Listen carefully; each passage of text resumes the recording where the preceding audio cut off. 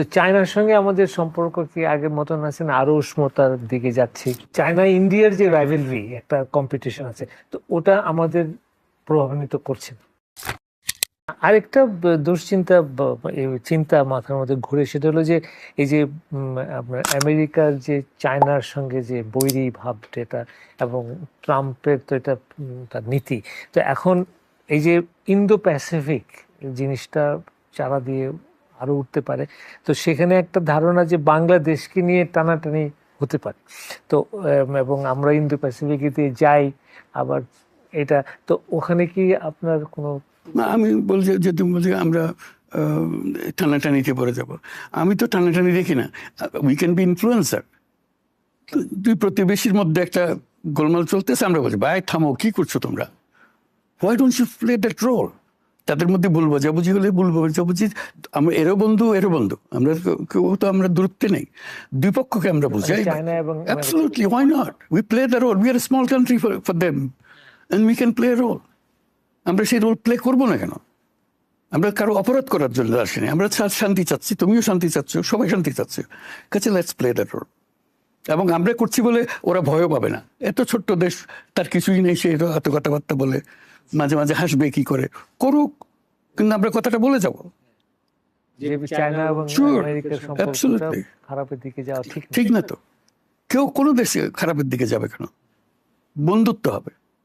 ভারত আর China সম্বন্ধে একটা লেখা লিখেছিলাম, তোমার মনে আছেন? Growing up with two giants. বহুকাল আগে না, এটা ডেইলি স্টারের 15th এই তো, তোমার তো মনেই আছে, তখন বলছি growing up between two giants. জি, আমরা তাদেরকে অস্বীকার করতেছি না, তাদের মধ্যে আমাদের একটা সুযোগ, তো এটা তো এখনো তাই, এখনো আমাদের সুযোগ, সবার জন্য সুযোগ। ভারতও বন্ধু, চায়নাও বন্ধু, ইউএসও বন্ধু, আমরা কেন দুশ্মন সৃষ্টি করতে যাব? আমরা কারো অনিষ্ট চাচ্ছি না তো। তো চায়নার সঙ্গে আমাদের সম্পর্ক কি আগের মতন আছে না আরো উষ্ণতার দিকে যাচ্ছে? তারা তো উৎসাহ সহকারে আমাদের দিকে এসছে। আমরা যখন নতুন সরকার গঠন করলাম, আমরা এখানে তো তার অ্যাম্বাসেডার আসলো, চাইনিজ অ্যাম্বাসেডার জোবরা দেখতে চলে গেল। হ্যাঁ, সে পুরো দিন জোবরাতে কাটিয়েছে। আমি তো, তোমার এই খেয়াল হলো কেন? বলে আমার হেডকোয়ার্টার থেকে নির্দেশ দিয়েছে। দেখতে চাচ্ছে সে, এটা কি বিষয়? আই ফিল ভেরি অনার্ড যে তোমরা এটা দিও। ঠিক আছে, ওইভাবে বলো তোমাদের কি লাগবে বলো, ইত্যাদি ইত্যাদি। জাতিসংঘে গেলাম, জাতিসংঘে সবার সঙ্গে মিট করতেছি, এবং আমাদের প্রোটোকল হলো যে হেড অফ দ্য স্টেট না হলে আমি মিট করতে পারবো না, মুশকিল। Chinese head of the state নাই, ও আসে নাই।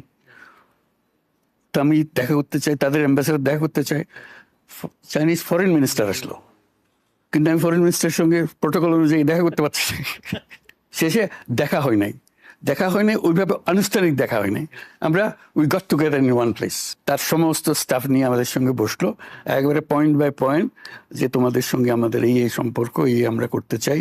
এইটা লম্বা একটা স্টেটমেন্ট, আমি একটা লম্বা স্টেটমেন্ট দিলাম, কি কি সুযোগ সুবিধা আছে, আমরা এই পর্যন্ত কি কি করেছি, বিশেষ করে আমার ব্যক্তিগত সম্পর্ক চায়নার সঙ্গে কি কি, কোন কোন বিশ্ববিদ্যালয়ে আমার নামে সেন্টার আছে, তাদের ওখানে কত জায়গায় গ্রামীণ মাইক্রো ক্রেডিট চালু হয়েছে, কবে আমি গেছিলাম, কার কার সঙ্গে হয়েছে, এবং সিনজিংপিংয়ের সঙ্গে যে আমার বৈঠক হয়েছে, তখন সে প্রাইম মিনিস্টার ছিল, সে আমার ইনভাইট করলো, তার অফিসে গিয়ে তার সঙ্গে দীর্ঘ আলাপ হলো, চায়নাতে কি কি করা যায়, আমার পরামর্শ চাইতেছে। আমাদের সেই সম্পর্কটা আমাদের বহু পুরানো সম্পর্ক, এবং তাদের সবচেয়ে বড় ব্যাংক যেটা construction bank of China, richest bank in China, তারা খুব আগ্রহ নিল আমার কাজের জন্য, তারা লোক পাঠাইলো এখানে এটা বোঝার জন্য গ্রামীণ মাইক্রো ক্রেডিট কিভাবে হয়। তারা সিদ্ধান্ত নিল, এবং চায়নাতে এখন তারাই মাইক্রো ক্রেডিট চালায়, কনস্ট্রাকশন ব্যাংক অফ চায়না, আর অন্যান্য প্রতিষ্ঠানও করে। আমার কারণে তারা নতুন ব্যাংকিং আইন করলো ফর দ্য পুয়ার পিপল।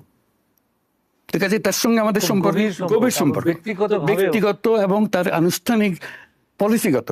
একটা ব্যাংকের আইন সৃষ্টি করা সোজা কথা না, আমরা আমাদের দেশে পারি নাই ব্যাংক আইন সৃষ্টি করতে।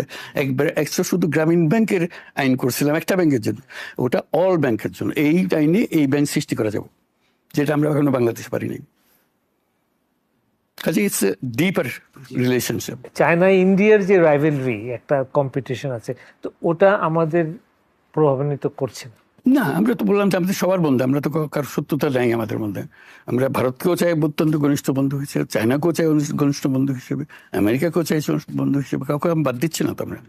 তবে আমাদের, আমি যেটা বলতে চাই as a news paper editor, যে আমরাও খুবই উৎসাহিত, আমরাও এই নতুন সুযোগ দেখছি এবং সম্ভাবনা দেখছি, এবং আমরাও চাই যে এই সম্ভাবনার দিকে আমরা আমরা যাই। অগ্রসর হই। সেটাই, সেই জিনিসটা সবার সারা দেশের সব মানুষের এই কাম্য, কেউ এটার থেকে বাইরে যাবে না। আমরা সেটাকে স্থায়ী করার জন্য, কাঠামোর মধ্যে ঢোকানোর জন্য ওই সংস্কারের কথাটা বলতেছি।